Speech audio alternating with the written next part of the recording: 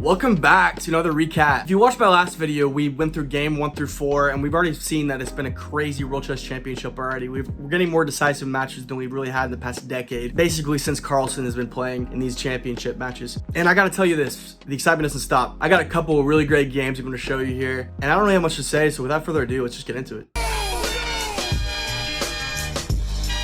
Alright, so we get another e4, e5, and then we get knight f3, knight c6, bishop b5. So another Royal Lopez here. We get a6, and then Nepo decides to drop his bishop back to a4. Doesn't really want to exchange it. He exchanged it in the first Royal Lopez he played, but it's kind of more of a one gamer kind of surprise here. So he decides to instead castle. Here he's gonna put his pawn on d3, get his rook to e1. Then he gets his bishop to b3. d6, c3, and there's lots of possible plans that black could go for. They could go for knight a5. In that case, white might bring their bishop back. White maybe trying to build up toward the center, toward d5, or d4, excuse me. There's lots of possibilities here. It's very open-ended. So we get h3 here, possibly trying to prevent bishop g4, pending that knight. And so Nepo didn't really like that, looks like, so he takes that out immediately. And then now, the bishop's moved over, and it's not really an issue. And then we get we get a5 here, which is a pretty rare move. It was played by, looks like it was played by Alireza Firouzja like last year. But I guess the idea is to chip away kind of to the queen side. And here now we get knight a5. Bishop a2, and you want to keep his bishop on this diagonal here. It's very strong. We get c5, trying to take control more of the center, and then bishop g5 is kind of a new move from Nepo here. So maybe trying to get rid of this knight, gain more control over this d5 square, which you'll see comes in handy later. And here we get a weird kind of move from Ding. He plays h6, which is a bit strange considering Nepo probably brought his bishop over there to trade anyways. So it doesn't really help him that much. It's just GMs, man. They have their own ideas. But we get bishop takes f6. We get bishop takes f6. A takes b5. A takes b5. And then we get knight b d2. And then knight comes back to c6. Here, bishop d5 is played. And then we get rook takes a1 here on the outside. So now we got queen kind of controls the file. But maybe you're going to bring your queen down, get the rook over. It's a very critical position kind of here. We got queen d7, and then rook e1. So Nepo kind of centralizes his rook, puts it on this e file. And at this point, Nepo was still actually in his prep. So I don't know why. And these games here, I don't have the times, but from seeing some of the game and seeing hearing about it, basically Nepo around move 20. He basically used like 3 minutes total. This was all his prep.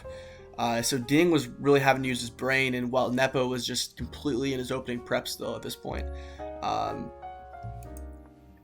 Rook a8 is played, so now black kind of has control of that a file. It's very natural, but the queen's gonna kind of want to go back anyways, so it's maybe not the most accurate move. You're kind of just helping the queen move to a better square. Because it's not really doing much here on a1 at this point. Bishop d8's played. Maybe you're trying to reroute your bishop back around. There's a couple different plans behind it. Maybe going here. Maybe get this. Just trying to make this bishop more active. It's kind of blocked off by this pawn. But this allows Nepo time to maybe reroute his knight, so maybe he's trying to get his knight onto f5, a very strong square for his knight, and then we get knight e7, which is completely fine with Nepo. He ends up taking the bishop. We get queen takes b7, and then we get knight e3. So now he's just going to get good control over this e3 square, or this e5 square. Excuse me, d5 square. I got to work on my coordinates. I'm sorry. d5 square. Those are the two possible things. He could go g3 or e3. He likes to go knight e3 and really put pressure on this square. And at this point, white is doing pretty well. We get bishop b6. h4. It's a very important move. And this is one of the most important moves of the game played by Nepo. He's really trying to restrict Ding's ability to maneuver on the king side. If he gets h5 in, which he probably will soon, the knight really can't do anything on this side. And in any endgame, he's going to be a little bit better on this side because he's really restricting all of this kingside pawn activity with this one pawn here, all the way up on h5. So an interesting move for sure. And I watched a little bit of Gotham Chess's recap, and he said something like, this move's either going to win you the game or lose you the game here. And I think this is a great move played by Nepo here. And we get a queen c6, and we end up getting h5. And like I said, he pushes the pawn. And at the press conference later, Nepo said that he was actually torn between playing this and c4. c4 trying to gain more control over this d5 square. But instead he decides to play h5. Really restrict this king side. Maybe allow c5 for ding though, but I like h5 a lot, honestly. And we end up getting c4 since Nepo didn't play it himself. And here we're gonna get d4, and d takes c4. I mean, e takes d4, excuse me, and then we get knight takes d4. You don't really want to capture with this pawn here. I mean, these pawns, it's gonna be it could be tough to stop them in the future. There could be like a pass pawn created. It's better to kind of take with a knight, maybe take with the queen, and really try to also it's a tempo move. You know, you're attacking the queen, so it really kind of forces a reaction. So knight takes d4 is a good way to recapture, and then we get queen c5, getting out of the knight move, maybe putting more pressure on this square, and we get a queen g4, which is considered an inaccuracy by the engine. Excuse me. Really his first one all game. He's basically played a flawless game here for the most part, but he's just trying to put more pressure on the king side here. That was his idea. Maybe try to get your knight to f5. So here, Ding plays queen d5 or e5, excuse me.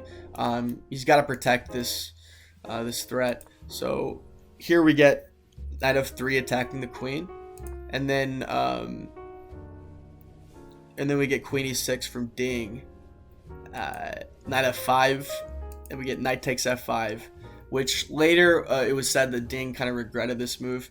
I mean, you can see why. Kind of, it allows this capture. You're gonna open this e file for this rook, and then you know, White's gonna have a big pawn mass here on the king side. So we get e takes f, attacking the queen. Queen moves out of the way, and then we get queen e4, taking more control of this e file, threatening the rook. So we get rook b8, and then we get rook e2, which is very prophylactic. It's you're defending b2 in any, you know, possible scenario where, you know, the queen's here. It's just really setting yourself up for, you know, a good future. Basically, this rank is not really an issue at this point. You want to defend this weaker second rank here, and you're avoiding any counterplay that could happen. You know, let's say if they push b4, for instance, getting this rook involved. So rook e2 is a good prophylactic move. And then we get bishop c5, g4. You're defending this f pawn, but you're also kind of simultaneously attacking. So by playing this move, your queen's free to move around because it's not stuck defending this pawn anymore. But you're also setting up the ability to maybe attack by pushing g5 here. So good move. We get queen d8, and then we get queen d5. You know, if they played b4, I mean, c takes b4. I mean, White's fine. So we get we said we get g4. We get queen d8, and then we get queen d5. King moves over, and basically, you know, these are kind of hard moves to understand. Basically, you're kind of improving the king's position. You're getting it out of the way of the bishop diagonal. And you also want to maybe bring the rook in to the attack as well. So I'm going to be honest, at my level, these kind of moves are a little bit harder to understand. They're a little bit deeper, but There definitely is some prophylactic ideas behind them. We get rook c8 and then rook e4. So the idea is you want to try to put your rook behind these pawns, and that was why it was good to get this king out of the way of this pin. So if you ever have to move it, you can. You know, it's not as much of an issue. And so we get rook back to b8. Ding really doesn't really have much better to do, so he just kind of waits it out. Now we get g5. H takes g5. Here, it actually would have been better to, instead of taking,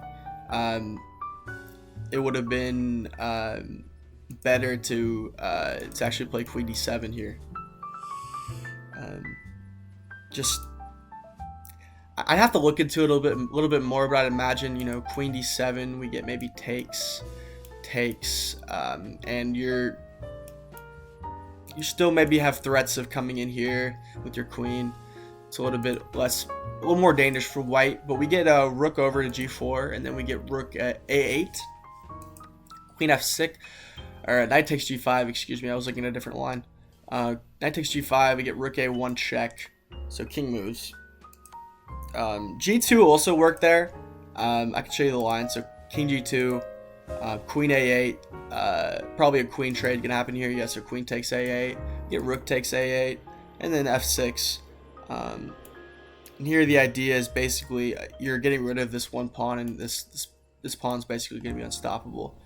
So like G takes F6, knight H7, and then here rook comes back over, king D7, knight D7. I mean, F6. Geez, I'm messing up my coordinates that I keep looking ahead at some of these variations. It's messing me up, but very cool technique here. Yeah, so you basically force the trade, and at this point, you just can't stop the pawn. So basically,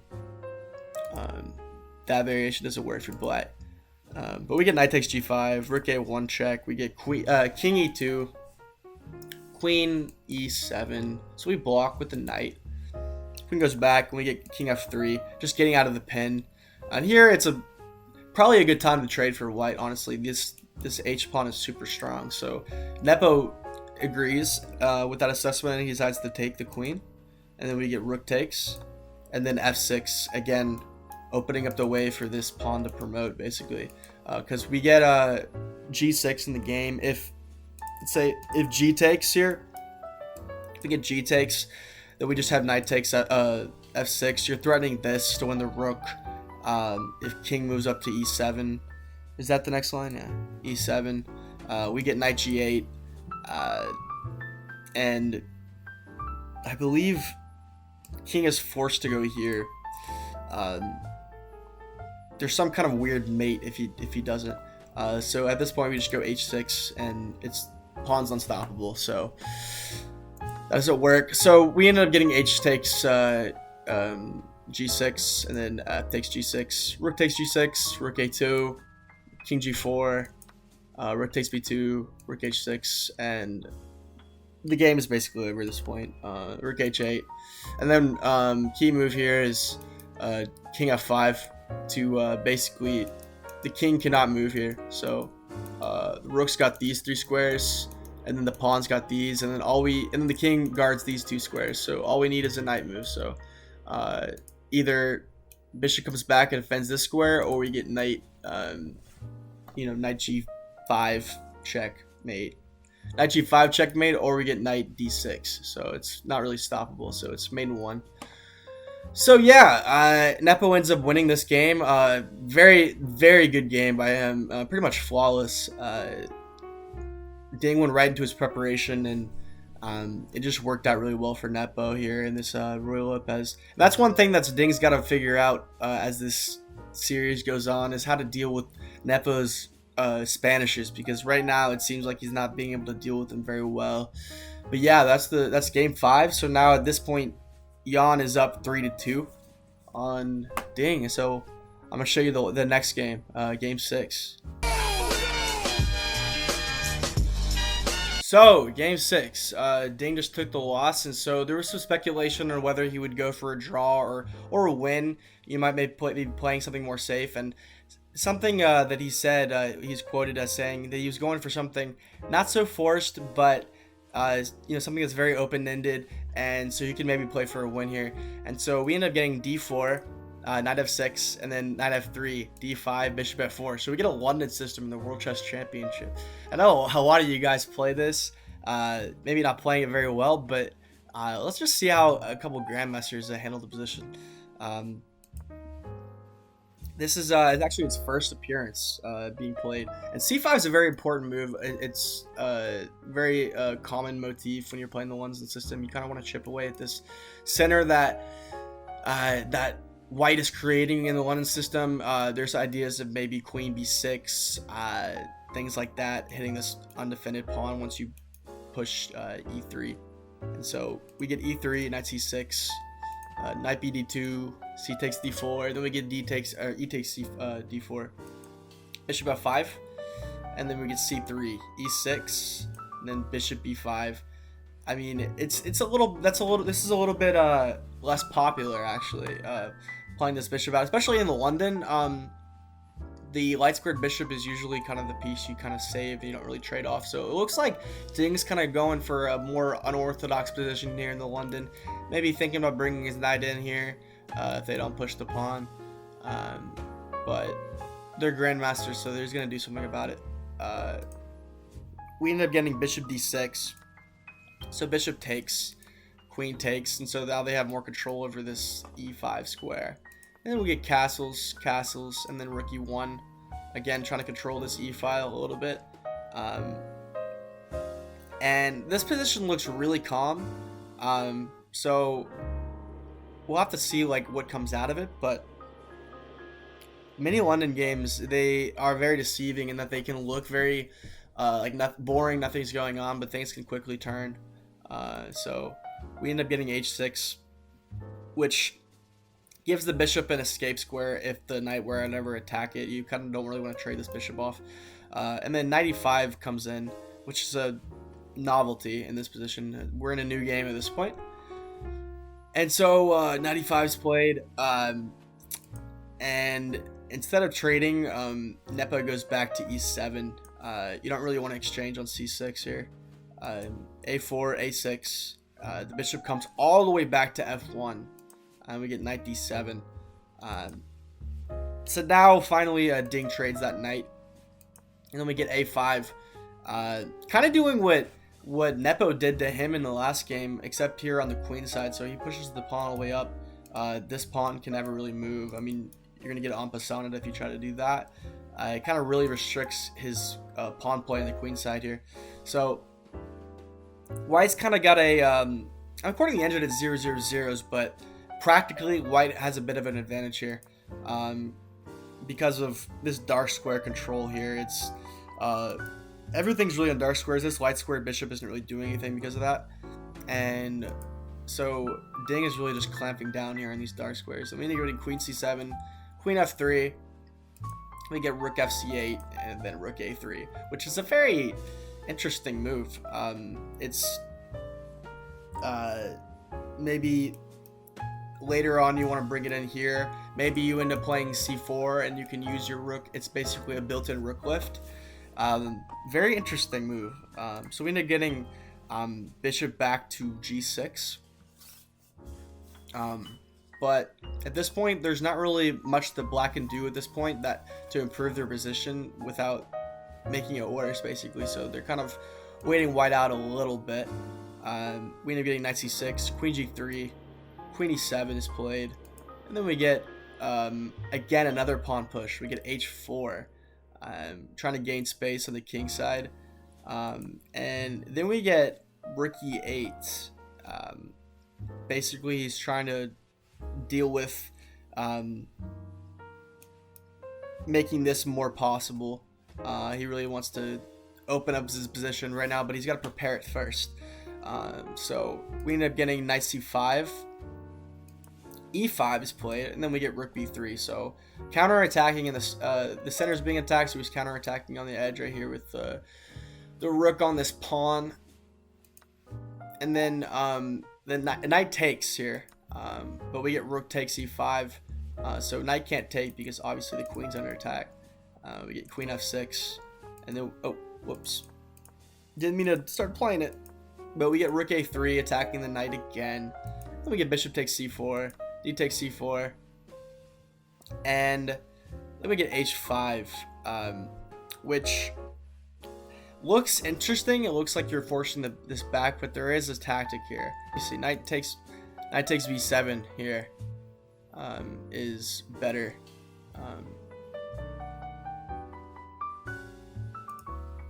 Queen b6. So this is another way the game could have gone.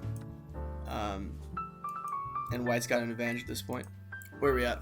The h5, bishop comes back to c2, and then we get knight takes b7, queen b6. If instead rook were to take e5, we get queen takes c5, queen takes e5, d takes e5, rook b8, knight d6. This is another possible continuation. And black is basically can't do anything in this endgame. It's pretty much dead lost. Like, this pawn's weak. This bishop's gonna have to stay defending this. You got a 4-on-3 majority on the king side. Also, I mean, this rook's more active. I mean, it's just very if you bring the rook up, you're gonna force this rook to basically stay home and defend. So they can't really do that. That's a pretty much hopeless endgame. So instead, queen b, knight d6, rook takes e5, queen takes e5, and then we get queen takes b2, and then rook a5. So kind of giving up this pawn, sort of, but you can't really take it, because if you take it, then maybe we go, something like queen d5, threatening this and the rook, so king moves to get off that back rank, get out of some of these threats, and then we get rook c5, queen c1 check, and then we get king back to h2, just getting out of any possible checks. This queen's basically got everything covered here. We end up getting f6, so queen goes back to g3. You want to keep protecting these dark squares here under king, and then a5, we get knight takes c4, a4. Really, his last hope is try to get this pawn down the board. We get knight e3, and at this point, Ding is kind of transitioning from taking pawns to thinking about mate here. I mean, your pieces are starting to swarm around the king. If you get rid of this bishop, this square becomes super weak, and you can start really thinking about mating ideas. So then we get bishop back. He wants to keep this light squared bishop. We end up getting rook up to c7, threatening this. We get rook g8, knight d5, king h8, rook a7, a3, and then knight e7, rook f8, d5, and basically there is a really cool mating pattern here coming up. I'm trying to see, did they resign the game? It's hard to tell with all these sidelines they're showing. a2 is played, queen c7 is then played, then we get king h7, and as you can see, you can't really see the analysis on this video, but the if you play the best move here for white, the eval is shot at 37.5, because we get knight g6, and then now it's mate is showing up on the eval. That's because of a really cool move here coming up in a second. And queen f7 is played, and basically what he's threatening here is to actually take, because let's say queen g5, we're threatening, we take that, king takes, rook a8 over, and this pawn does a beautiful job of preventing the king from escaping. So that's why this d5 move was really important earlier. So yeah, Ding finds an awesome mate. They resigned before that. Queen f7 was the moment that Nepo resigned, because these guys are GMs, they're seeing moves ahead. But he finds this really cool idea with the d5 mating net to basically come back and even the score at 3-3. So now the World Chess Championship, we're at 3-3 right now. Super important, just entertaining match. Considering, people were talking about how it's been very drawish with chess, and that might just be Magnus Carlsen, really, and just how computer-like he can be sometimes. But yeah, we're getting an insanely entertaining match so far, and I just wanted to try to get this out as quickly as I can before the next game starts, starting pretty soon here. But yeah, I mean, if you guys really enjoyed, please consider liking and subscribing. I would love to deliver you guys more great content, and that really helps me to do that. So thanks for watching, and hope you guys have a good one, and peace.